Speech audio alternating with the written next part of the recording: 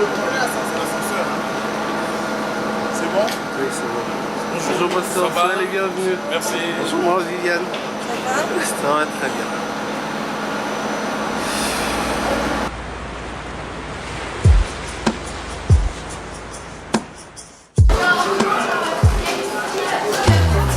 Et le deuxième, on allait pour faire le deuxième jour et puis il n'est pas fait. Ah, il était étonné. Il avait 60 ans, ça passe pas souci.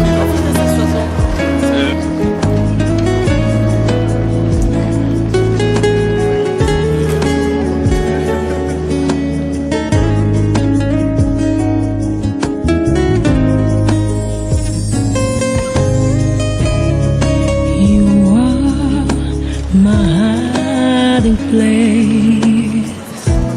You always fill my cup with songs of deliverance. Whenever I am afraid, I'll trust in you.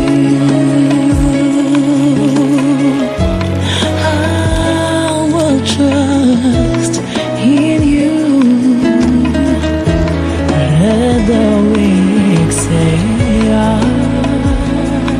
am strong, but the strength of the Lord.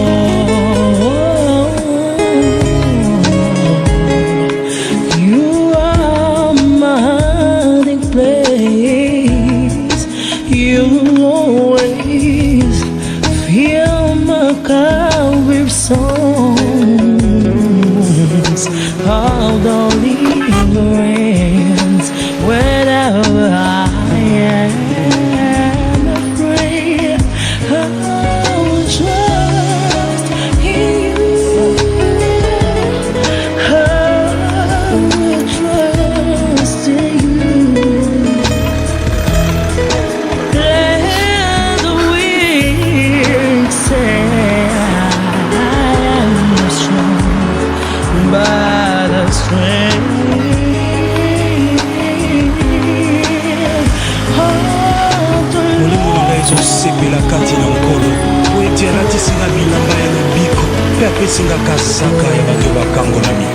Tala ntina na koyeba lokola molongi, tala ntina ata na kati ya mikakatano na kobwaka elikya te po ete nzambe asimbi kondima nga aza makasi. Eloko te kolongolanga kati na yo, oza nyonso na ngai moto ya nalingi yo mpe nalingi nawumela kaka se kati na yo. Mobateli na nga seya Mobateli nangai, ye atonisa motema nangai.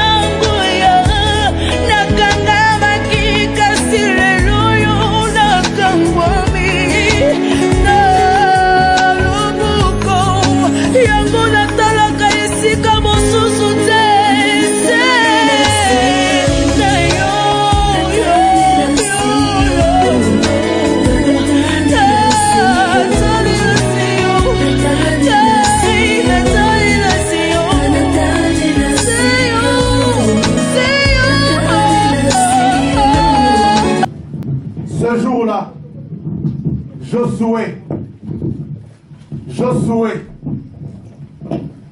serviteur de Moïse, est devenu quelqu'un d'important. Alléluia. Amen. La promesse, la vision s'est réalisée. J'ai dit, ta vision aussi finira par se réaliser. Est-ce que tu peux t'élever là où tu es? Est-ce que tu peux acclamer le Seigneur? Est-ce que tu peux acclamer le Seigneur? Acclame le Seigneur. Acclame le Seigneur. Acclame le Seigneur.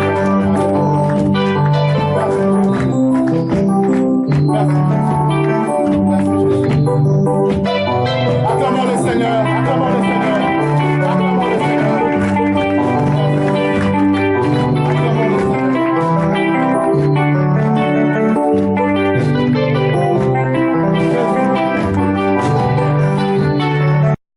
Acclame bien Jésus, acclame-le bien, acclame-le bien, acclame-le bien. Dis à Dieu, tu dis à Dieu, je crois que tout ce que tu m'as promis, tu finiras par le réaliser. Je crois que ce que je considérais comme problème, en vérité, ce n'est qu'une opportunité que tu mets devant moi. Je crois, Seigneur, que je ne mourrai pas dans la vallée, mais que je la traverserai. Dis un mot à Dieu au nom de Jésus. Alléluia. Parle à Dieu. Parle à Dieu. Parle à Dieu.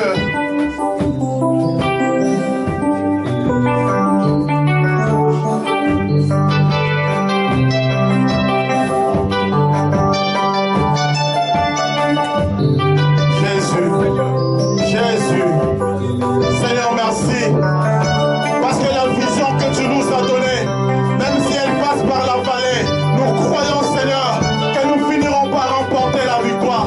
Merci, Seigneur, parce que malgré les difficultés, nous croyons, oh Dieu, nous croyons, oh Seigneur, que les problèmes que nous rencontrons ne seront que des opportunités pour que nous puissions avancer, aller plus loin, Seigneur.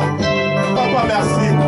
Merci Jésus, merci, merci mon Dieu, merci Seigneur, merci. Sois béni, sois béni, sois béni.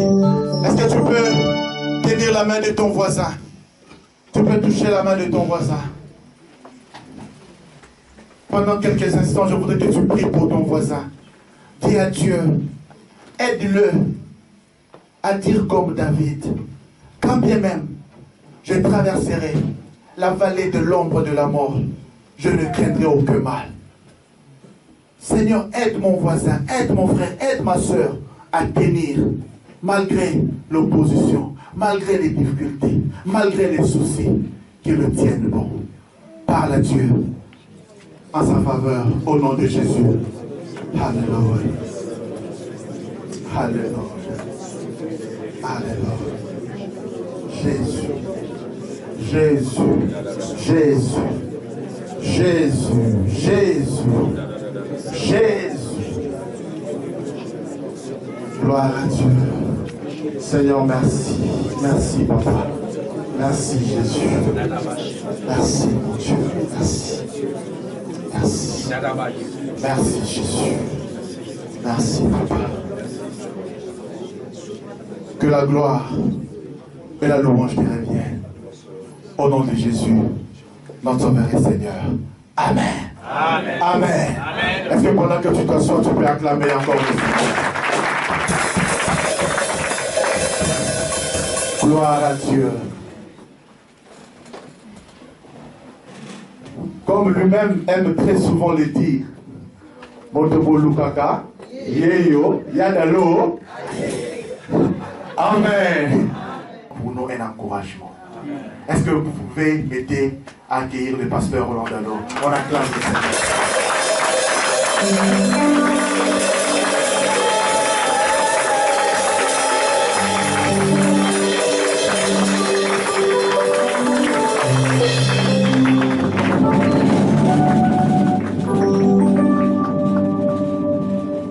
J'aimerais prier avec vous, Seigneur, merci. Merci de me vouloir en ce lieu. Et merci de savoir que tu me veux en ce lieu pour un but et un objectif. Je voudrais m'abandonner totalement entre tes mains, afin que je ne sois qu'un canal de bénédiction. Ces hommes et ces femmes ne sont pas venus voir une vedette, ne sont pas venus voir quelqu'un de spécial. Ils connaissent peut-être mon présent, et moi j'ai les détails sur mon passé qui n'était pas glorieux, autrefois perdu, vautré dans la boue du péché. C'est ta grâce qui m'a éclairé, qui m'a rendu capable de saisir ma misère. Et j'ai été appelé au salut, mais tu ne t'es pas limité à m'appeler au salut. Tu m'as fait les privilèges d'être co-ouvrier avec toi. Je ne peux me lasser de dire comme l'apôtre Paul le dit souvent, je rends grâce à celui qui m'a jugé digne en m'établissant dans les ministères, moi qui étais un persécuteur, un blasphémateur. Et il ajoute l'apôtre Paul, j'ai obtenu une miséricorde parce que j'agissais par l'ignorance. Tu es étonné aujourd'hui que je sois un canal de bénédiction pour le peuple. Parce que comme Onésime, autrefois j'étais inutile. Non seulement que je t'ai perdu, mais j'amenais d'autres à la perdition. Et je suis étonné comment aujourd'hui je peux avoir droit au respect, à la considération. Alors que je vais ouvrir le Saint-Livre et partager cette parole, j'aimerais te demander ces deux choses. Seigneur, aide-moi à ne jamais retourner aux choses que j'ai abandonnées autrefois. Et surtout, aide-moi à aller jusqu'au bout de la course. Qu'est-ce que je voudrais un jour, au soir de ma vie, je ne sais dans combien de temps, et comme l'apôtre Paul, j'ai combattu le bon combat. J'ai achevé la course. Je garde la foi. Je voudrais un jour franchir cette ligne d'arrivée de manière glorieuse. Je voudrais un jour voir celui que j'ai aimé sans le connaître. Celui que je sers avec zèle sans l'avoir vu. Comme l'apôtre Paul dit, ces jours-là, je connaîtrai comme j'ai été connu. En attendant ces jours, sers-toi de moi. Fais-les pour ta seule gloire. Au nom de Jésus. Amen. Amen. Que tu sois béni, prenons place.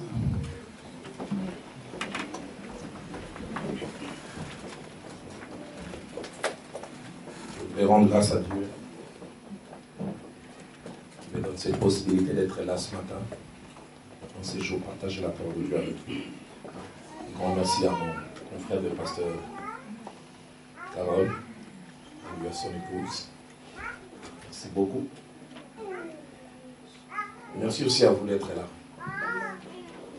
Merci à cet homme de Dieu que je connaissais de nom et qui depuis 2 jours, j'ai l'impression que je l'ai connu depuis des centaines d'années. Vous savez, il y a des gens que vous connaissez tôt et vous regrettez de les avoir connus tôt.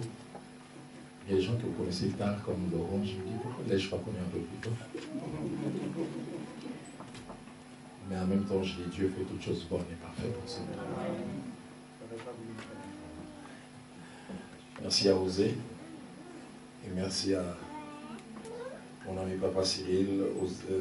Carole parlait tout à l'heure des enseignements de grâce sur les médias. Moi, je ne fais que prêcher à partir de Kinshasa, où la technologie n'est pas à la pointe comme chez vous. Et j'envoie tout le support sur Paris, banlieue parisienne.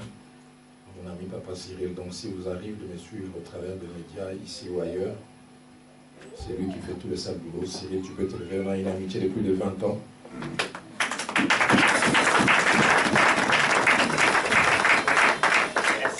Je suis toujours joyeux quand je vois lui et moi, on se retrouve à l'église pour les bonnes causes. Il n'aime pas que j'en parle, mais j'aime souvent en parler. Il y a une trentaine d'années en arrière, lui et moi, on était allés dans une église à Kinshasa. J'aime, c'était l'église de Maman Tumba. Une réunion de 16 heures, et sûrement les pasteurs pensaient qu'ils avaient 2 membres de plus. Mais c'était des terroristes qui étaient venus enlever une jeune fille. Ce qui nous intéressait, ce n'était pas les cultes, c'était l'après-culte. J'ai jamais oublié cette jeune fille. La première fois qu'elle a entendu que moi j'étais converti, elle disait c'est pas vrai. Pourtant, quand elle a appris que j'ai servi le Seigneur, elle a dit comme Thomas, je dois voir. Merci au Seigneur. Ouvrez vos Bibles avec moi, nous lirons 3 portions des Écritures. J'avais préparé un message il y a une dizaine de jours en banlieue parisienne et pensant que c'est celui que j'avais apporté ce matin. Mais hier soir, quand je suis rentré de la réunion, j'étais fatigué, mais j'ai pris un petit moment, une trentaine de minutes à prier pour cette réunion. Et distinctement, j'ai entendu dans mon esprit vraiment, quand ce message m'aidait de côté. J'ai dit, Seigneur, quand ça commence comme ça veut dire qu'il faudra encore le travailler. J'ai dû me réveiller très tôt. Ce matin, je peux encore prendre la prière et je vais me zapper mon déjeuner parce qu'il fallait préparer ces repas pour nous. Jean chapitre 7. Jean, l'évangile de Jean au chapitre 7. Nous lisons du 1er au 10e verset. Puis les versets 14. Puis les versets 25 à 26.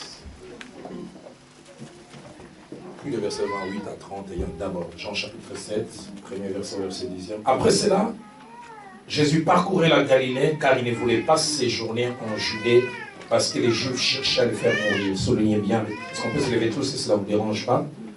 Après cela, Jésus parcourait la Galilée car il ne voulait pas séjourner en Judée parce que les Juifs cherchaient à le faire mourir. Or, la fête des Juifs, la fête des tabernacles était proche. Et ses frères lui dirent, pars d'ici et va en Judée, afin que tes disciples voient aussi les œuvres que tu fais. Personne agit en secret lorsqu'il désire paraître. Si tu fais ces choses, montre-toi toi-même au monde. Car ses frères non plus ne croyaient pas en lui. Jésus leur dit, mon temps n'est pas encore venu, mais votre temps est toujours prêt. Le monde ne peut vous haïr. Moi, il me hait parce que j'ai rendu les témoignages que ces œuvres sont mauvaises. Montez-vous à cette fête. Pour moi, je n'y monte point. Soulignez bien cela. Parce que mon temps n'est pas encore accompli. Après leur avoir dit cela, il resta en Galilée. Verset 10. Lorsque ses frères furent montés à la fête, il y monta aussi lui-même, non publiquement, mais comme en secret. Verset 14. Vers le milieu de la fête, Jésus monta au temple et il enseignait. Verset 25 et 26.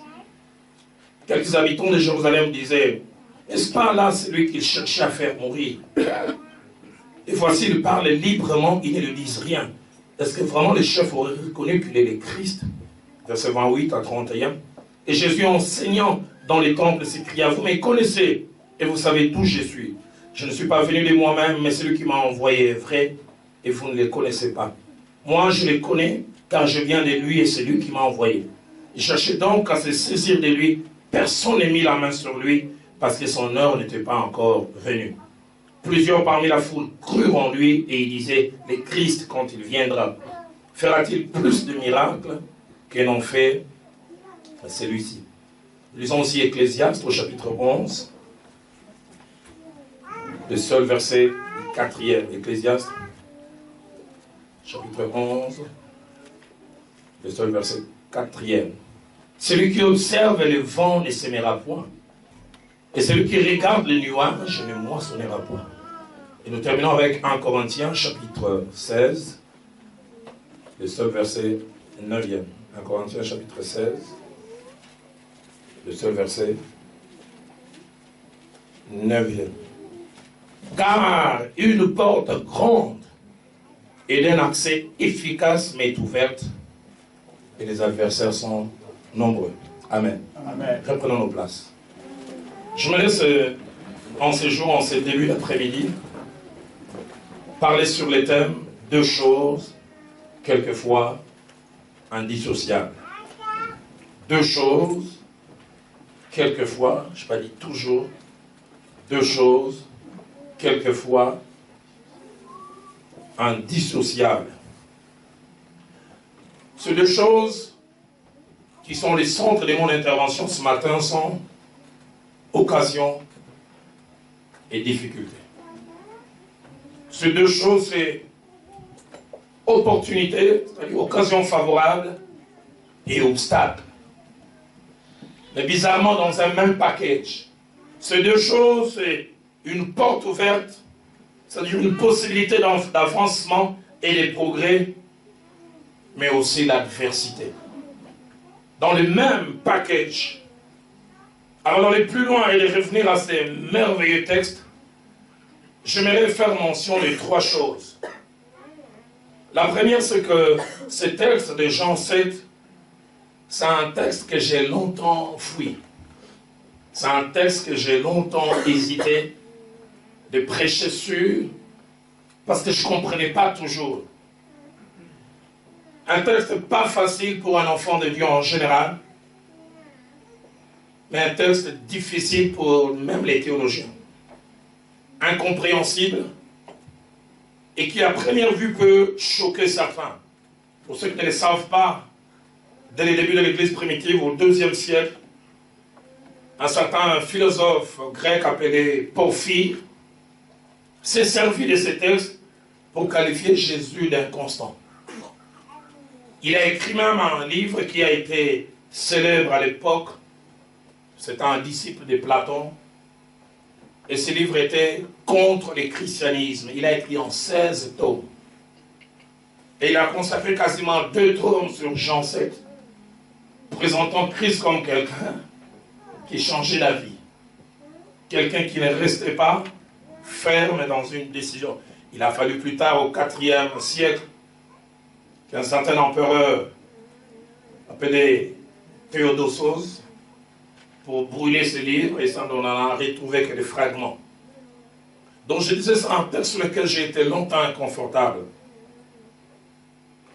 Mais deuxième chose d'une grande importance, c'est que ce texte montre un aspect méconnu et pas beaucoup mentionné, ni par nous les prédicateurs, ni par nous les enfants de Dieu.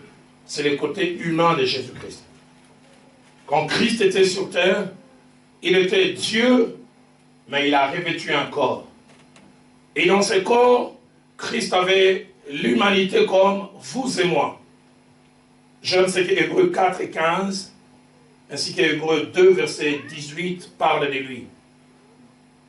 Hébreux 4 et 15 dit, car nous n'avons pas un souverain sacrificateur qui ne puisse compatir à nos faiblesses. Au contraire, il a été tenté comme nous, en toutes choses, sans commettre de péché. Quand j'étais jeune dans la foi, il y a un cantique que j'aimais beaucoup, on disait, il marche où je marche, sentit ce que je sens, et il comprend. Il a revêtu ce corps. Quand je suis tenté, il sait comprendre parce qu'il a connu cela. Hébreux chapitre 2, verset 18, ajoute encore, quand ayant été tenté lui-même dans tout ce qu'il a souffert, il peut secourir ceux qui sont tentés. Dans son humanité, la Bible présente Christ comme ayant faim. Il s'est assis au puits de Jacob, fatigué. J'ai trouvé même quelques textes où Christ est attaqué, on veut les tuer. J'étais choqué au début de ma foi. La Bible dit, Jésus se cacha. J'essaie d'imaginer Jésus, le Fils de Dieu, qui a dit à Pierre, je peux même demander que des milliards d'anges viennent, mais il se cache. Au début de ma foi, j'ai été choqué par la prière de Gethsemane. Quand Christ, et je comprends, c'est à cause de son humanité. Dans son côté divin, il connaissait par quoi il allait passer.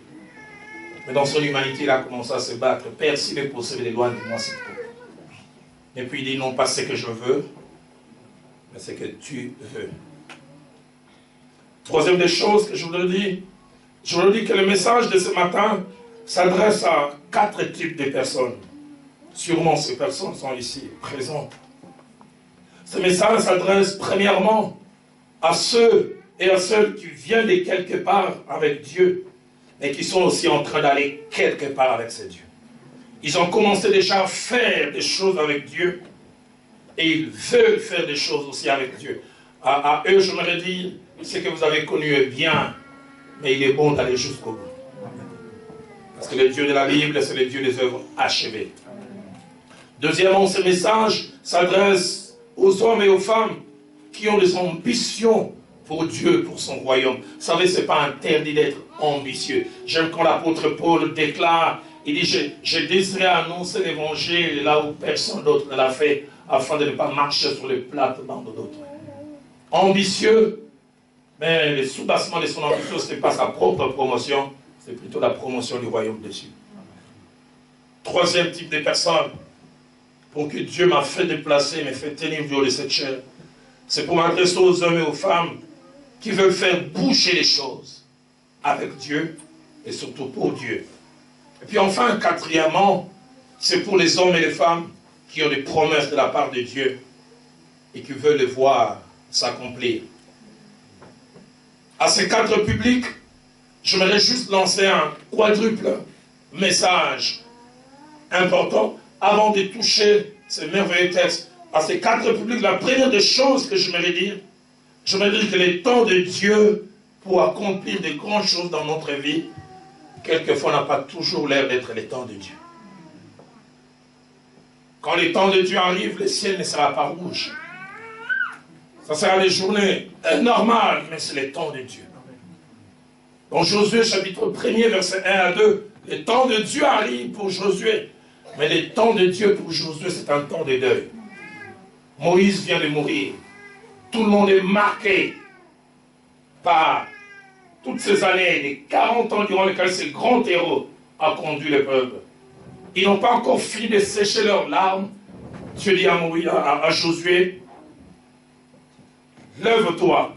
Maintenant, mon serviteur Moïse est mort. Passe ces Jourdain, toi et ce peuple. Mais Seigneur, si je me lève, on dira que tu n'aimais pas suffisamment Moïse. On va dire que c'est un profiteur. Il aurait dû attendre que nos larmes puissent sécher. Et pourtant, c'est le temps de Dieu. Aide-moi à savoir quand ton temps arrive. C'est pour Ecclésiaste chapitre 11, verset 4, dit, celui qui observe les vents ne s'aimera point. Et celui qui regarde les nuages ne moissonnera point. Des fois, nous voulons voir que tout soit favorable pour que nous puissions avancer. Mon pasteur me disait cette belle phrase que je n'ai jamais oubliée.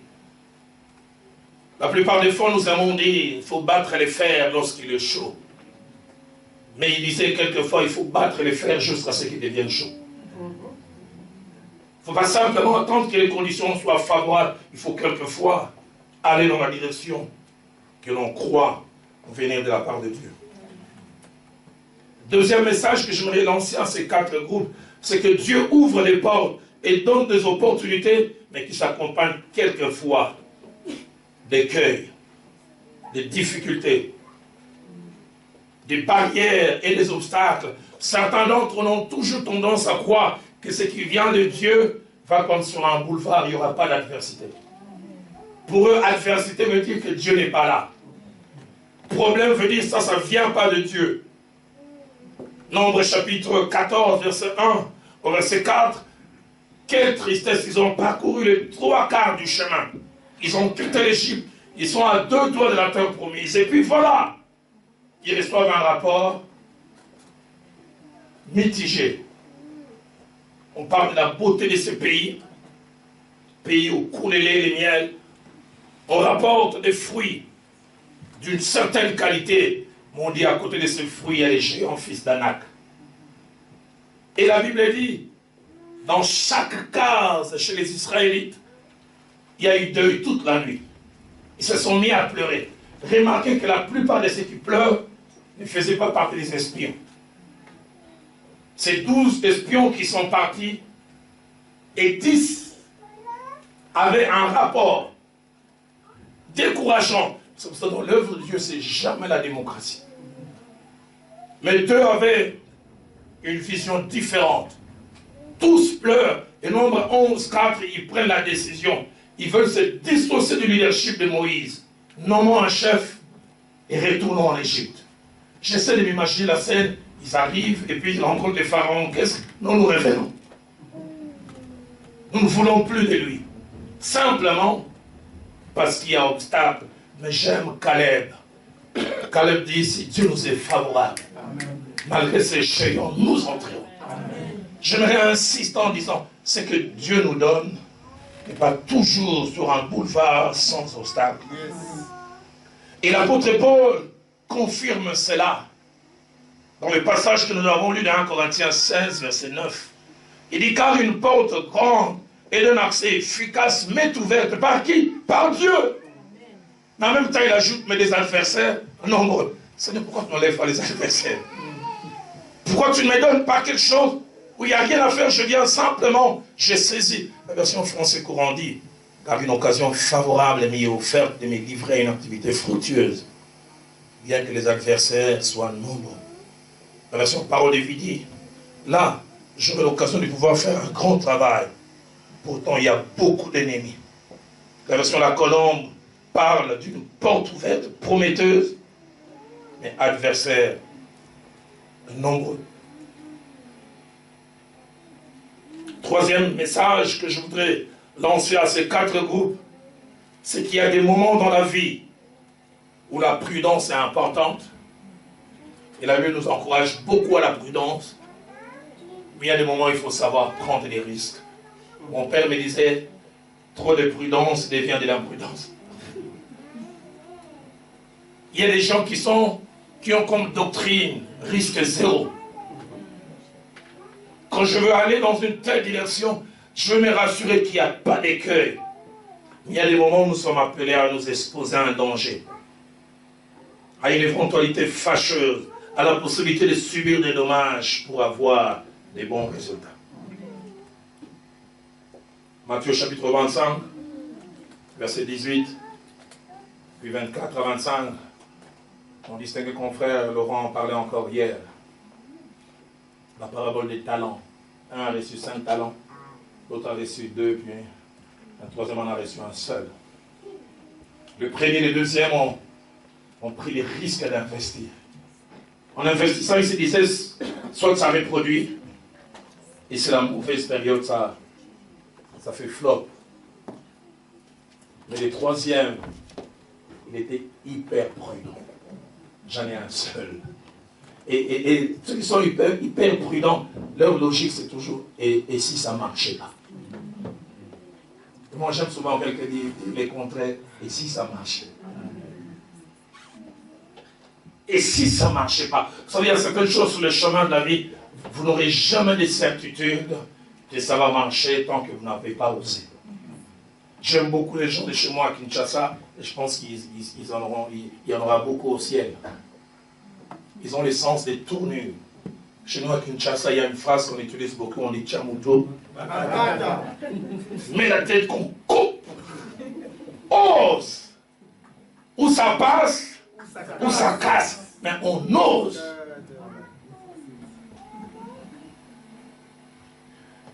C'est Matthieu 25, il ne veut pas oser.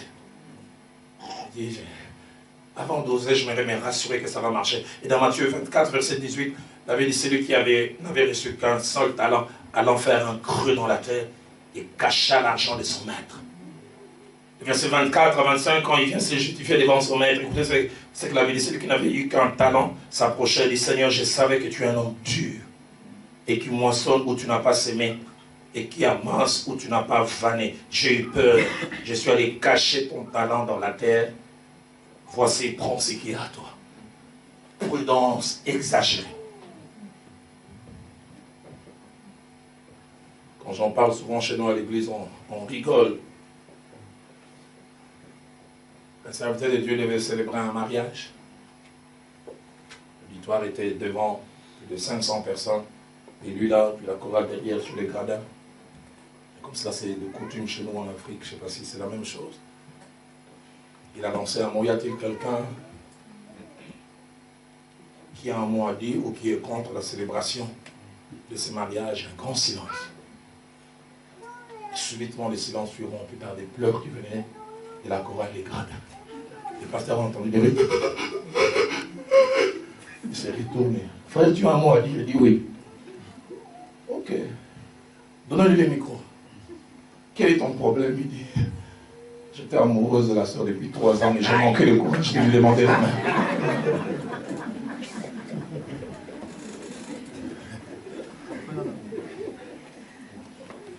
Et on prend le microphone, on donne à la sœur. Écoutez sa réaction à l'Inga.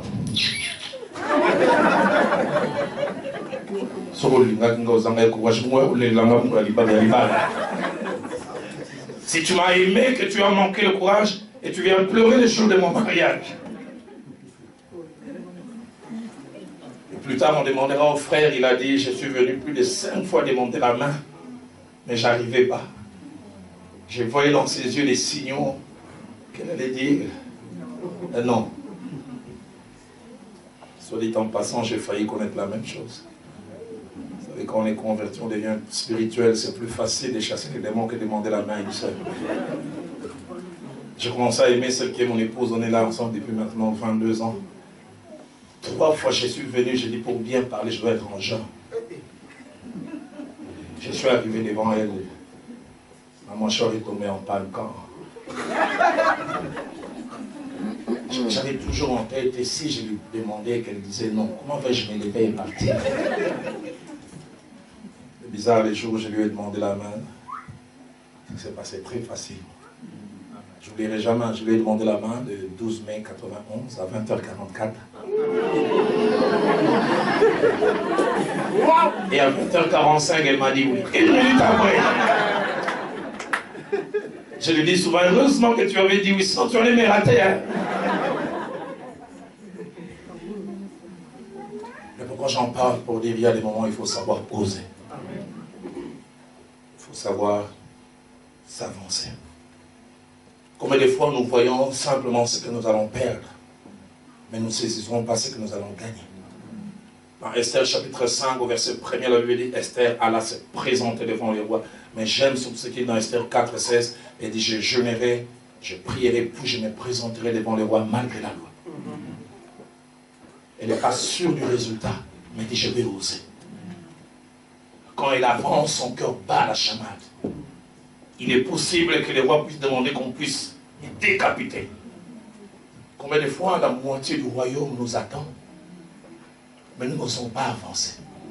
J'aimerais dire la moitié du royaume est accordée non pas à ceux et celles qui restent, c'est à ceux et celles qui osent prendre des risques. Quand il avance en tremblant, les rois tendent son sceptre et dit, Esther, que veux-tu? Je suis même prêt à te donner la moitié du royaume.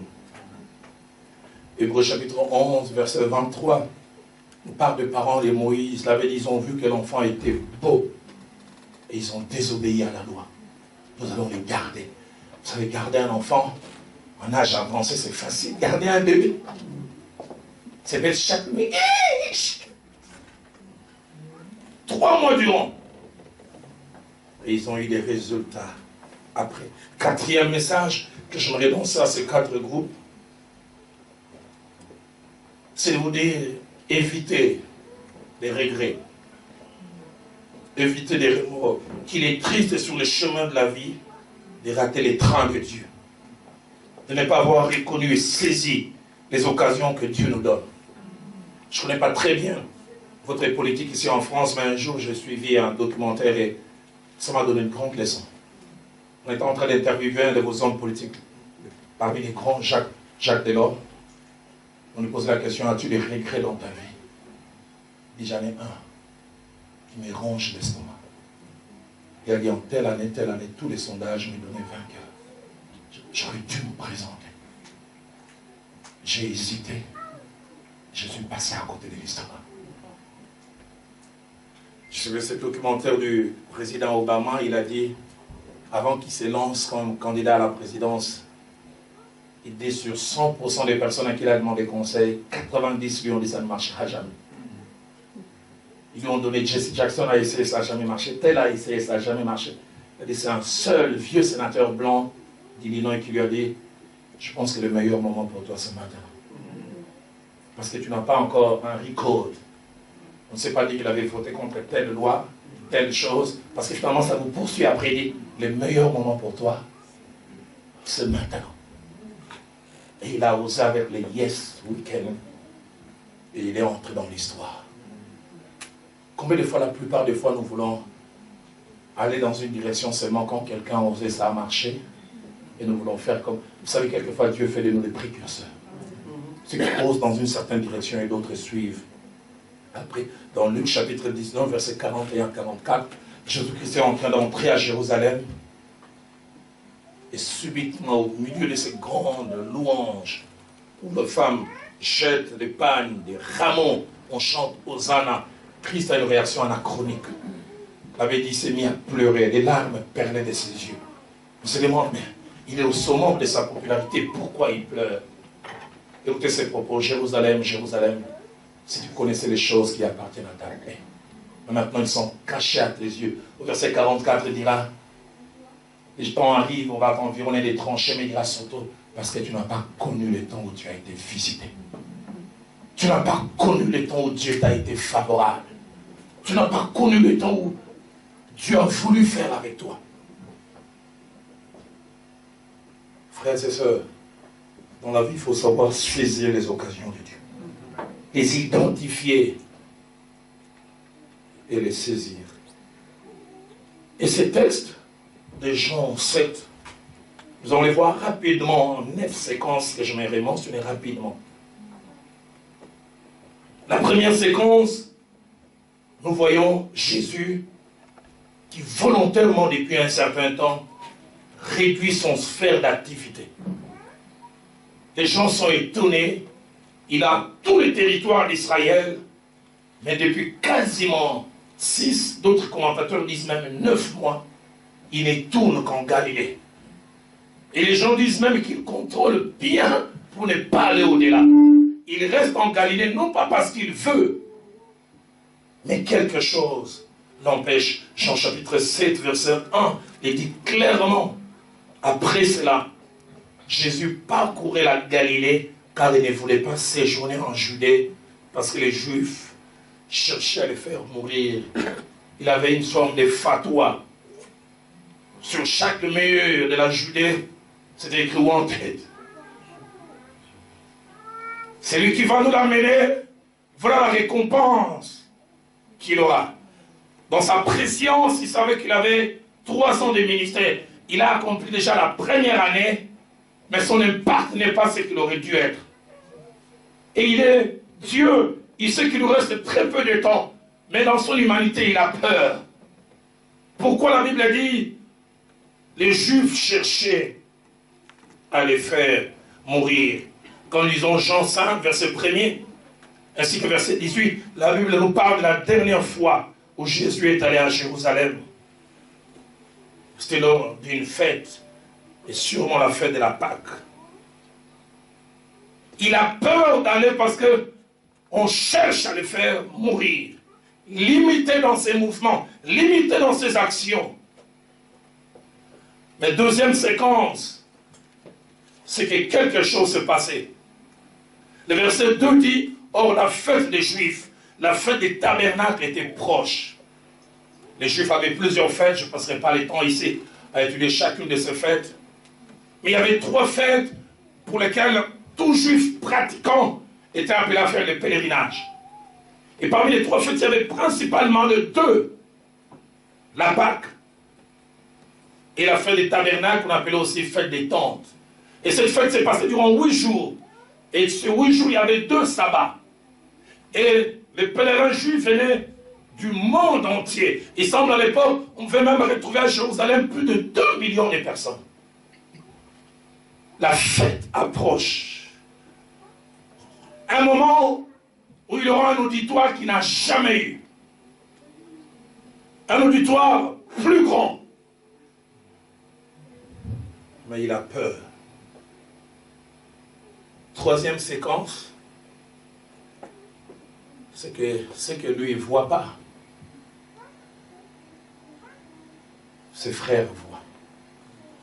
Ma prière a toujours été que Dieu place tout autour de moi des gens qui ne viennent pas profiter de moi. Des gens qui m'enrichissent. Des gens qui m'apportent ce que je n'ai pas. J'ai prié que Dieu vous fasse don d'un voisinage enrichissant. Jonathan, plutôt Saül, est devenu roi à cause d'un voisinage enrichissant.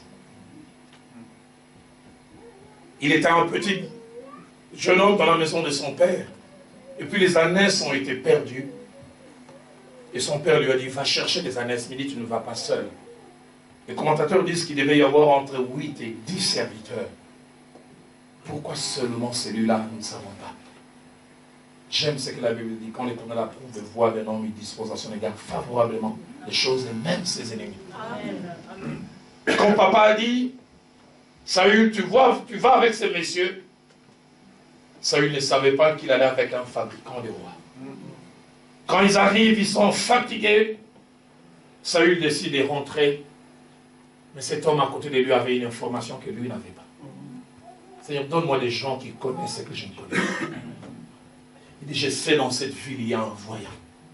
Allons les voir. Et Saül connaissait aussi les principes, on ne pouvait pas aller chez les voyants les mains vides. Il dit, dommage, j'aurais bien voulu qu'on aille tel que tu l'as dit, mais je n'ai rien. Bizarre. Les fils du patron n'ont rien, mais les serviteurs ont quelque chose. Il dit, moi j'ai quelque chose. Il a l'information, mais il a aussi ce qu'il faut. Et c'est son information et les peu qu'il a donné qui ont amené Saül à la royauté. Place à mes côtés les gens qui m'enrichissent. J'en ai assez de sanctuaires, des gens qui s'attachent à moi simplement pour soutirer de moi. Combien de gens s'attachent à nous, non pas pour nous, mais pour leurs intérêts. Tout ce qu'ils peuvent retirer de nous. Et ce que Christ ne voit pas, ses frères sont un peu charnels. Les commentateurs aiment beaucoup dire du négatif des frères de Christ. Mais combien ils ont joué un rôle. Écoutez comment il titille. Il les bouscule. Verset 3 et verset 4. Et ses frères lui disent, pars d'ici, va en Judée, afin que tes disciples voient aussi les œuvres que tu fais. Personne n'agit en secret lorsqu'il désire paraître. Si tu fais ces choses, montre-toi toi-même au monde. Leurs motivations ne sont pas les bonnes, mais dans leur action, il y a une main invisible. Ce qu'ils veulent dire au maître, tu vaux plus, tu peux plus. Ne te contente pas de ces minimums. Tu as la possibilité d'aller plus loin. J'ai toujours été étonné par la réponse de Jésus. Et là, c'est encore son humanité qui réagit. Ça, c'est la 4e séquence. Versets 6 à 9. Écoutez Jésus. Jésus leur dit, mon temps n'est pas encore venu. Mais votre temps est toujours là. Une bonne réponse, mais écoutez les sous-bassements. Le monde ne peut vous haïr. Moi, il me hait. Parce que j'ai rendu le témoignage que ces œuvres sont mauvaises. Qu'est-ce qu'il veut dire? Vous m'envoyez là-bas, c'est plus facile pour vous. Vous n'avez pas vos photos affichées partout. En disant, c'est ma photo qui est là. Vous m'envoyez vers la mort. C'est plus facile pour vous de m'envoyer. Et au verset 8, il dit, montez-vous à cette fête. Pour moi, je ne monte pas. Je n'irai pas. Je vais garder ma vie. Je sais qu'il y a une opportunité, mais prudence, ça. Amen. Et puis vient la 5e séquence. Le verset 9 dit, après avoir dit cela, il resta en Galilée. Ses frères sont partis. Ils estiment qu'il est resté. Il ne va pas venir, entre guillemets, c'est une poule mouillée. Il a peur. Mais bizarre, écoutez ce que le verset 10 dit. Lorsque ses frères furent montés à la fête, il y monta aussi lui-même. Non publiquement, mais comme en secret. Certains commentateurs disent deux choses. Il marchait en regardant. D'autres disent même qu'il n'est pas impossible qu'il ait mis des barbes postiches. Parce qu'il se savait rechercher. J'insiste dès le départ en disant, certaines opportunités s'accompagnent de l'adversité. Et si nous avons trop les yeux fixés sur l'adversité, nous ratons l'opportunité. Si nous tremblons trop à cause de l'adversité, nous ne saisissons pas. Et il arrive en secret. Job chapitre 33 verset 14 dit, Dieu parle tantôt d'une manière, tantôt d'une autre. Et on n'y prend point garde. Je prie que Dieu vous rende capable de saisir quand votre temps arrive. D'apprendre à oser d'aller dans une certaine direction. J'oublie jamais, je venais de terminer mes études universitaires et Dieu me parlait, qui m'appelait au ministère et je suis allé parler avec mon père, on a discuté 6 heures du temps. Quand je lui ai dit que j'étais appelé au ministère, il s'est mis à pleurer. Comme si j'étais mort.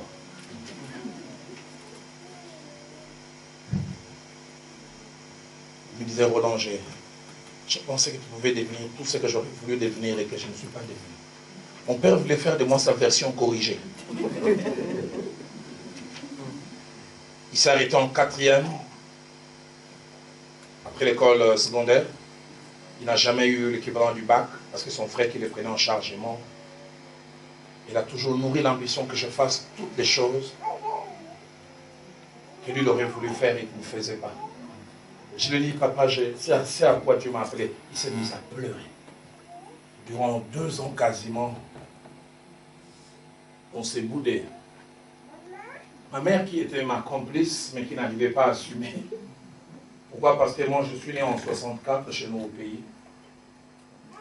1 mois et demi après ma naissance, il y a eu une grande rébellion. On appelait ça la rébellion montréaliste. Et ma mère fouillait avec moi en forêt. J'ai fait une forte infection du cordon ombilical. Et en forêt, il semblait un jour, j'ai fait de la fièvre, ça devait avoisiner les 40. J'ai crié tellement que tout le monde s'est détaché de ma mère, parce qu'en disant, cet enfant qui pleure, ce sont des bruits en forêt. Et les gens reconnaîtront qu'il y a des gens ici. À un moment, il dit, elle a vu mes yeux se tourner, elle a dit, ce petit garçon est mort. Et là, dans cette forêt, maman a dit, un peu comme un gars qui n'a pas voulu voir son enfant mourir. Elle m'a laissé par terre, elle a dit, Dieu, j'ai eu une fille. Et là, je viens d'avoir ce garçon. Mon mari n'est pas ici, il est allé chercher du travail pour le pays. Sauve ces garçons. Si tu les sauves, je te les donnerai et tu en feras ce que tu veux. Petite prière. Elle a dit 15 minutes après, elle a entendu un silence dans son cœur. Elle a dit, il est sûrement mort. Elle dit, je n'osais pas venir. C'est 1 heure après, je suis revenu, j'ai trouvé ces petits garçons qui transpiraient. Et les pus qui sortaient se sont arrêtés. Elle a dit, Roland, je n'ai jamais su, mais c'est resté dans ma tête. J'ai toujours su que cet enfant allait servir Dieu. Quand ton père s'est fâché, je ne pouvais pas non plus m'aligner.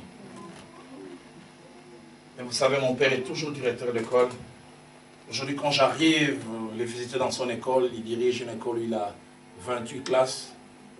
Je dois m'attendre à passer dans 28 classes parce que chaque fois, il doit me présenter. Vous connaissez le pasteur Roland Dado, c'est mon fils. Les pasteurs, vous les connaissez. Roland, viens encore ici. Je regarde ça, je dis, waouh! Il y a quelques années, on a dû se battre. Je n'ai jamais oublié le 31 décembre 2005. À Kinshasa, on organise une grande réunion, on réunit toutes les églises au grand stade de Kinshasa. Il y avait ce jour-là 100 000 personnes dans ce grand stade. Et les prédicateurs, c'était votre serviteur. Et juste avant la prédication, j'ai dit, je vais honorer ceux qui m'ont donné la vie. Mon père et ma mère sont les gradins, ils peuvent se lever. Et ils se sont levés, ils étaient sur l'écran géant. J'ai voyé mon père saluer les gens comme au bout. Et la réunion finie, il est venu vers moi et dit, Roland, c'est le plus beau jour de ma vie. Et le lendemain, il me dit, tu sais, je ne fais que recevoir le coup de fil. Tout le monde m'a suivi. C'est ça, être un fils. Amen.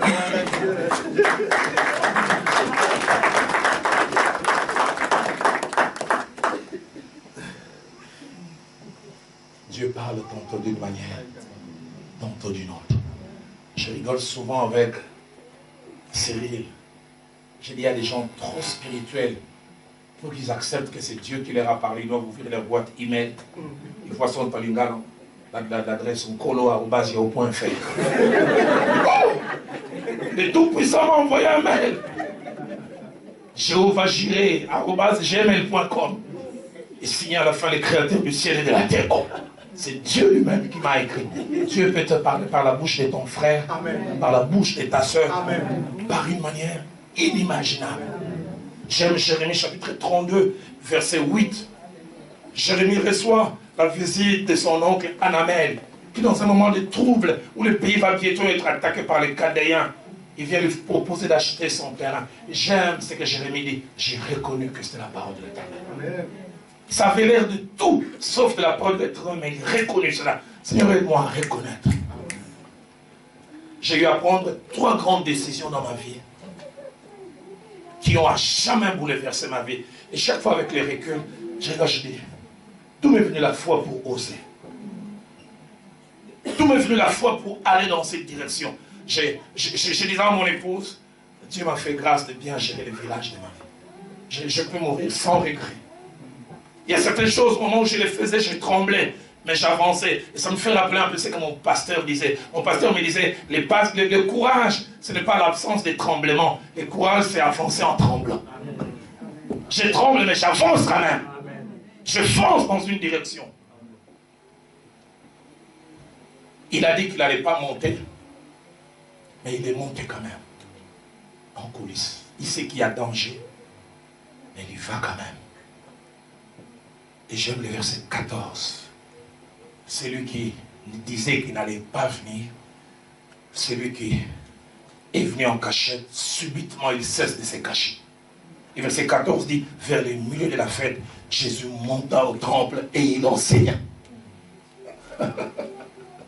Il aurait dû venir et rester dans les coulisses. Il s'est dit, je veux oser. C'est à ce même endroit où on a voulu m'arrêter, mais Dieu est avec moi. Il ose, il commence à parler.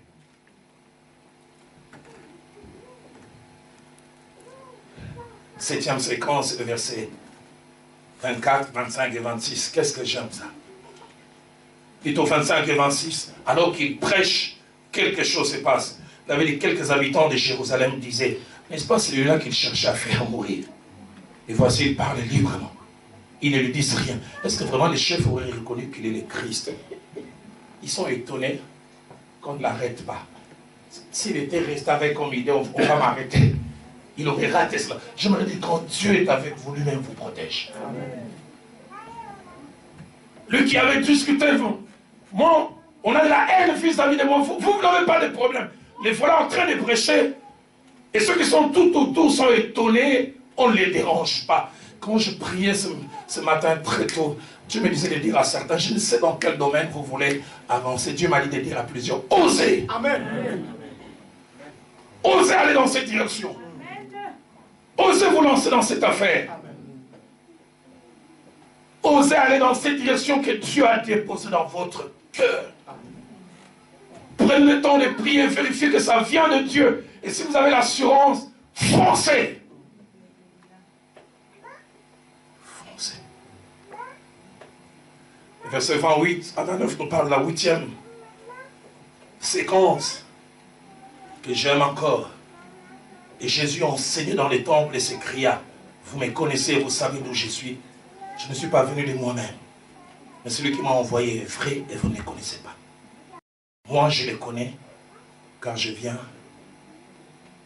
de celui qui m'a envoyé. Et j'aime le verset 30 qui dit, il cherchait donc à se saisir de lui, mais personne n'a mis la main sur lui parce que son heure n'était pas encore venue.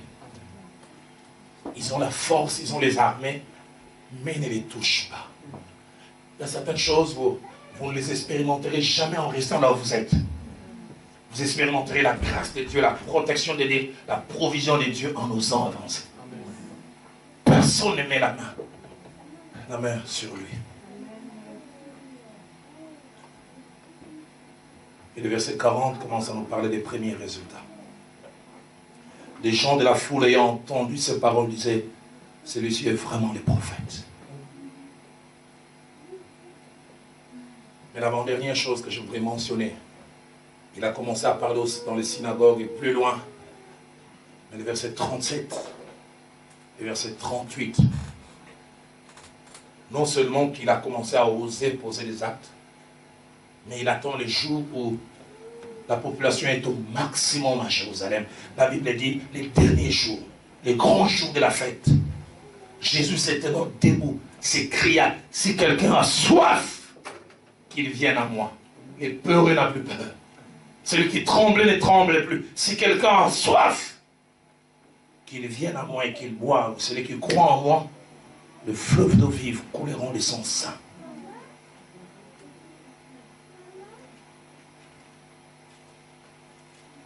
Et tout change. La Bible dit d'abord, il y a une division à cause de lui. Mais la Bible nous montre qu'il y a eu adhésion. Plusieurs crurent en lui. Nous n'allons pas lire Jean chapitre 8, versets 1 à 2. Nous montre qu'il a pris courage. Jésus s'est rendu à la montagne des Oliviers. Et dès le matin, il alla de nouveau dans les temples. Et tout le peuple vint à lui. S'étant assis, il enseignait. Les craintifs, les peureux n'a plus peur. Jean chapitre 8, au verset 30, nous dit, comme Jésus parlait ainsi, plusieurs crurent en lui. Adhésion, on les reconnaît. On accepte son message. Jean chapitre 9, verset 1 à 12, il guérit un aveugle né. Et puis voilà. Ce que ce frère avait dit commence à s'accomplir. Jean chapitre 10, verset 22. La Bible dit, on célébra à Jérusalem la fête des dédicaces. C'était l'hiver. Quand il était arrivé, c'était le mois d'octobre, à la fête de Tente. Mais 3 mois plus tard, il est encore là, et personne ne les touche. Lui qui craignait, lui qui pensait que les pires allaient arriver. Et il a des résultats. Avant de terminer ce message, je l'ai lancé un double appel. Je me le dirai à plusieurs. Comme Ecclésiaste 11, 4 dit. Celui qui regarde les nuages ne moissonnera pas. Celui qui regarde les vents ne s'émera point. Celui qui cherche que toutes les conditions soient favorables ne posera jamais les actes. Très jeune, j'ai beaucoup joué au basket. J'étais un défenseur. Très bon défenseur.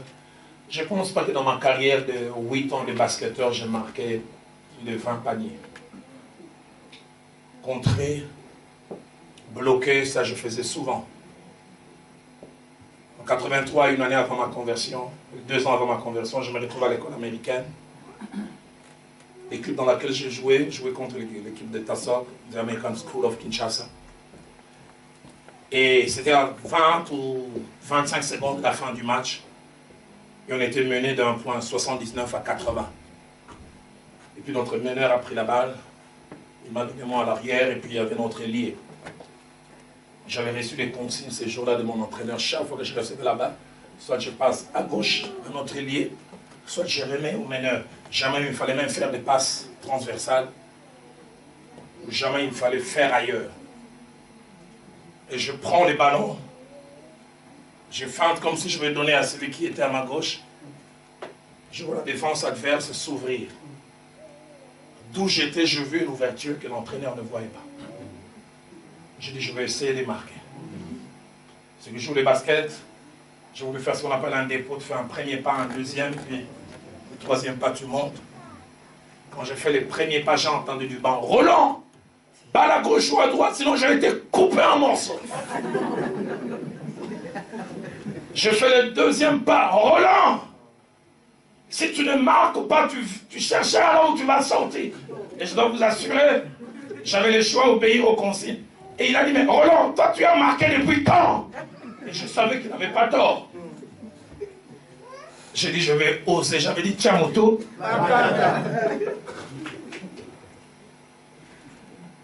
Et je suis monté en tremblant. C'est l'un des rares paniers que j'ai marqué. J'ai marqué, le score est passé de 81 à 80. Les temps que l'adversaire prenne la balle, on a sifflé la fin du match. Et vous savez quoi? J'ai passé 15 minutes sur les épaules de l'entraîneur. Roland. Et moi-même, quand j'étais déçu, je dis, mais j'allais rater ça. Si j'avais obéi au conseil, j'allais rater ça. Il y avait une opportunité, il y avait l'adversité. Je ne sais pas pourquoi Dieu m'a envoyé dans cette ville. Je ne sais pas pourquoi Dieu m'a fait changer de message. Très tôt ce matin. Et quand j'ai prié, Dieu m'a dit, Roland, il y a plusieurs que je vais amener au maximum. Et qui doivent oser. Quand je suis entré, j'ai écouté les messages, témoignages de cet homme qui a osé. Il n'avait pas tous les détails au départ. Et comment Dieu l'a béni. J'aimerais nous inviter à nous lever. Je ne sais pas si la chorale peut monter à ces cantiques qui montent dans mon cœur. Dieu est capable de faire tout ce qu'il dit. Il fera. Il accomplira toutes ses promesses.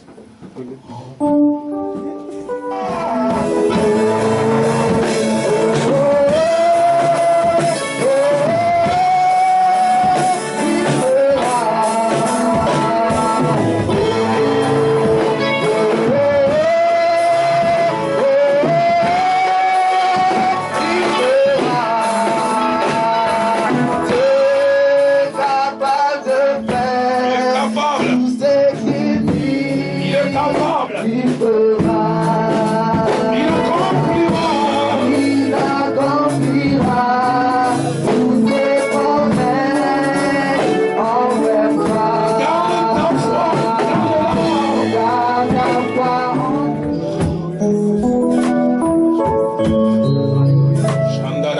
Y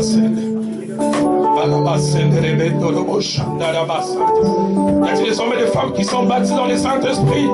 Laissez-les parler en langue monter, quelque chose se passe cet après-midi ici.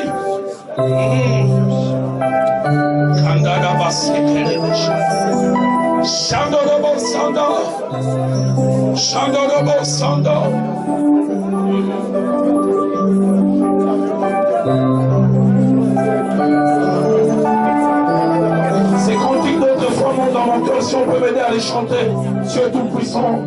Quand mon cœur considère tout l'univers créé par ton pouvoir, les ciels d'azur, les éclairs, les tonnerres, le Dieu sur qui tu comptes, c'est le Dieu qui a créé la grande montagne d'Himalaya. C'est le Dieu qui a créé l'océan. C'est le Dieu qui a créé l'éléphant. Il a placé dans l'éléphant un système respiratoire, un système digestif. Mais c'est le même Dieu qui a créé la petite fourmi. En plaçant dans la fourmi aussi un système respiratoire, un système digestif.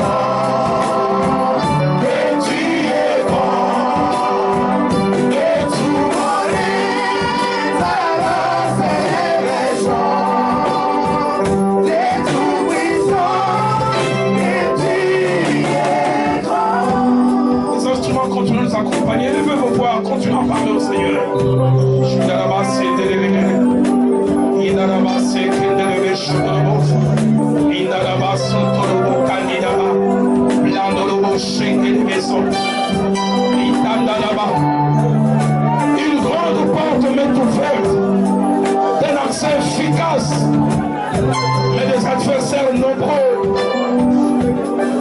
Une grande porte m'est ouverte d'un accès efficace, mais des adversaires nombreux.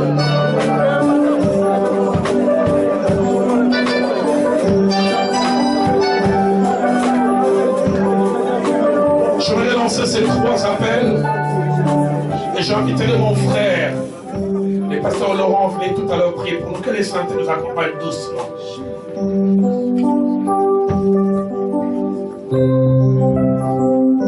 À 6h20 ce matin, quand je suis en train de prier, j'ai eu cette image assez méprise. J'ai vu comme quelqu'un qui était dans une forme d'hélicoptère, avec tout ce qui est comme bagage des parachutistes. On était en train de vouloir les lancer et il hésitait. Il hésitait. il hésitait. Et je regardais en bas, il y avait comme un cadeau bien emballé, avec des ficelles dorées. Mais bizarre, j'avais la possibilité de voir dedans. Et dedans, il y avait un diadème. Et pour l'avoir, il fallait oser se jeter à 6 reprises. Tu m'as dit, Roland, là où tu m'as prêché, il y a certains qui sont appelés à faire un grand saut dans un domaine. À oser investir dans un domaine. À oser aller dans une direction. Et tu m'as dit distinctement, il y a une jeune fille, tu fais des études à caractère médical et tu me disais, elle n'était contente pas du minimum. Je te vu durant 2 ans retourner au banc, sur les bancs de l'école. Je vu tu manger comme un livre. Et je vu quand tu es retourné, on t'a pas fait asseoir sur le banc là où tu étais, on t'a fait monter les 2 crans. Et tu t'es assis à un niveau plus élevé. Dieu m'a dit, retourne aux études. Et le plus souvent, cette pensée est montée dans ton cœur. Mais tu as tendance à dire, comment vais-je vivre entre temps? Comment vais-je nouer les 2 bouts du mois? Tu me dis, ces 2 ans vont te sécuriser 20 ans devant. Ose.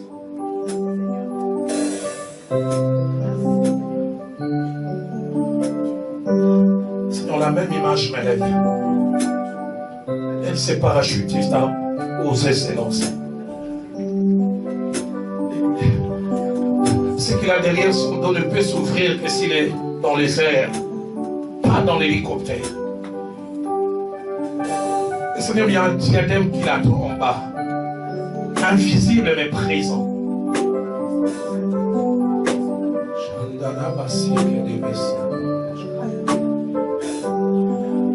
Le deuxième appel que je voudrais lancer. Il y a plusieurs en ce début d'après-midi à qui tu as parlé distinctement. Je vais les chiffrer 3. J'ai vu des gens qui ont enterré des choses. Et je voyais ce matin en prière, ils étaient en train de déterrer. Dieu me dit à ces 3 personnes, je n'ai pas enterré mes rêves. Je n'ai pas enterré les grandes choses que je leur ai dites. De ne plus être hyper réaliste, hyper prudent.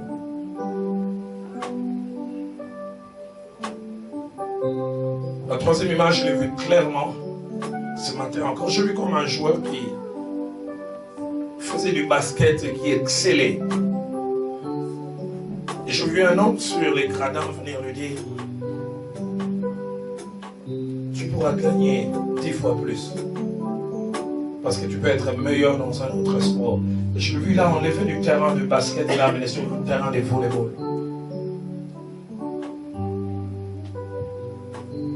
Sur le premier terrain, il était en contact direct avec ses adversaires. Parce que le 2e terrain, il y avait un filet, les lois étaient différentes, les principes étaient différents.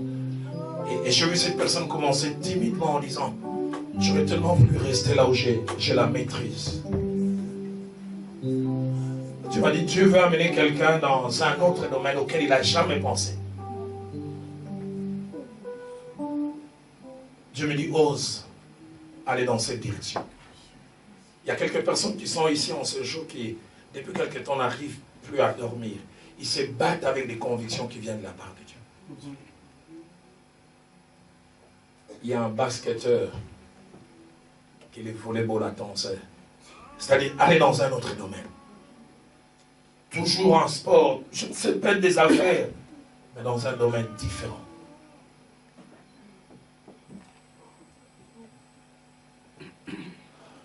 J'aimerais qu'on lève nos mains. J'aimerais inviter mon frère, mon confrère, le pasteur Laurent, à venir prier pour cette parole et puis à prier pour ces différentes catégories de personnes. Et si, selon que la liberté de l'esprit lui est donnée, qu'il abonde dans une autre.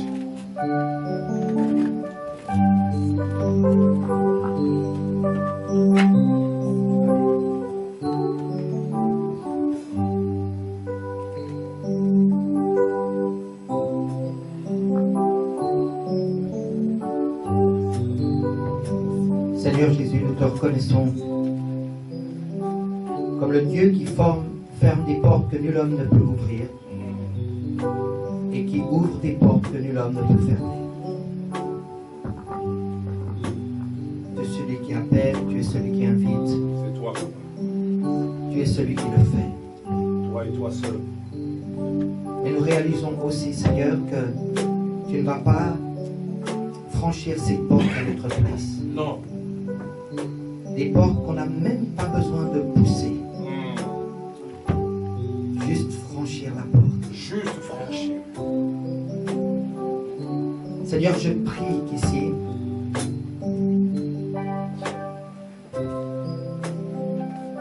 et particulièrement sur les gens qui ont cet appel spécifique, qui le savent ce matin. Vous le savez. Roland ne sait pas qui vous êtes, mais vous le savez. Je prie pour vous que vous ayez le courage et la force de mettre un premier pied dans la porte. Yes! Et le courage et la force d'accompagner le premier pied du Yes!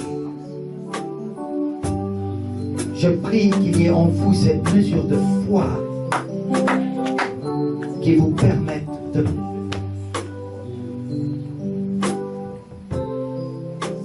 prendre cette direction, Oui. de faire un pas, Et maintenant est le temps du choix, le temps de la décision. C'est maintenant.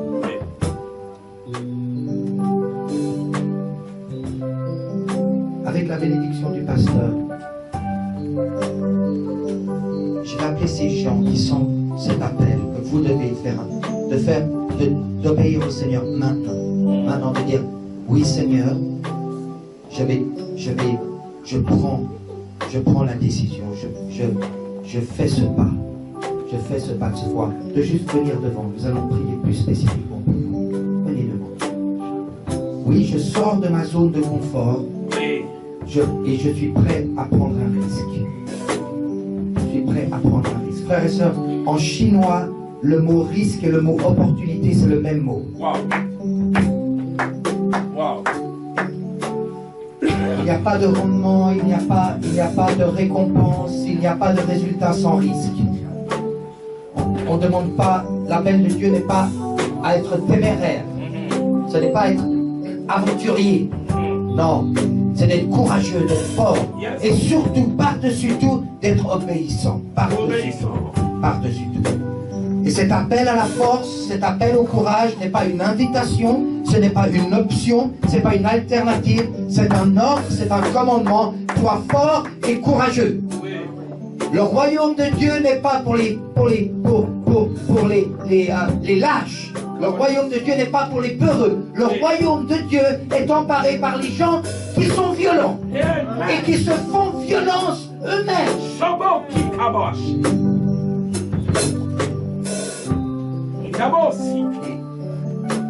Seigneur Père, nous prions pour ces gens qui sont avancés particulièrement. Seigneur Père, nous réalisons que tu es la source de toutes choses. Et tu es aussi la source de notre courage, tu es aussi la source de notre force. Et nous te demandons, Seigneur, nous t'obéissons et nous te faisons confiance que tu réponds en nous donnant toutes les ressources qui sont nécessaires. Ma soeur, ne crains pas, parce que celui qui t'appelle est celui qui va ouvrir les cieux et qui va pourvoir à tous les besoins, à tout ce dont tu as besoin le long du chemin. Il est le Dieu qui assure la provision, il est l'alpha, celui qui initie, mais il est aussi l'oméga, celui qui termine. Il n'est pas le Dieu de l'inachevé, il est le Dieu du perfectionnement, et ce qu'il a commencé, il va le finir. Juste crois, et tu verras la gloire de Dieu. Seigneur Père, ta bénédiction sur chacun, ta grâce sur chacun, ta force sur chacun. Au nom de Jésus. Et frères et sœurs, sachez que Dieu honore toujours ceux qui l'honorent. Il honore toujours ceux qui l'honorent. Et Dieu va honorer votre pas de foi, va honorer votre pas d'obéissance. Il va honorer votre pas d'obéissance. Au nom de Jésus. Au nom de Jésus.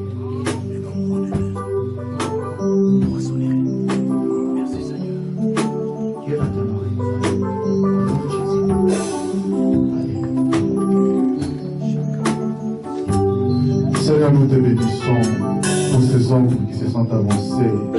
Seigneur, le simple fait que ce soit avancé, Seigneur, démontre leur volonté de sortir de leur zone de confort, d'oser, Seigneur. Et merci, parce que tu vas honorer leur foi. Bénis ce pas qu'ils ont fait. Ils ont fait le premier, le reste dépend de toi. Au nom de Jésus. Amen. Soyez bénis, soyez bénis. Nous acclamons le Seigneur. Nous acclamons le Seigneur. Amen. Amen. Amen. Nous bénissons le Seigneur pour le pasteur Roland. Yadalo. Amen. Nous bénissons le Seigneur. Vous savez, ce matin, nous croyons que Dieu nous a parlé. Amen. Papa me dit, et surtout maman sait comment ces derniers temps j'ai lutté en moi. Je suis même colérique parfois. Parce que il y a un local que nous devons prendre. C'est 3 fois plus grand. Comme ici, on n'arrive plus à tenir. Il y a un local 3 fois plus grand qui coûte aussi évidemment 3 fois plus cher. Et mais situé juste au quartier centre-ville de Saint-Étienne. On a vu ça avec Papa Freddy, on est tombé amoureux. Grand local, sonorisé, grand bureau. J'ai dit Seigneur. Et j'ai lutté. Est-ce qu'on doit aller? Et je bénis le Seigneur. Amen. Il y a le prophète Léopold Mbadou, quand il est venu ici, il m'a dit, Carole, tu sais, je vois comme si il y a une sorte d'aquarium. Plus il est petit, plus la tortue ne sait pas grandir. Trouve un grand aquarium, ne t'inquiète pas, Dieu le remplira. Amen. Et je crois à cette parole. Amen. Je sais que l'agenda de Yadalo est surbooké. Bon, ce n'est qu'une demande. Si un week-end par an, il serait possible de venir nous visiter à Saint-Étienne, nous serons énormément bénis. Ce n'est qu'une prière, ce n'est qu'une demande. Je prie bonne note. Amen.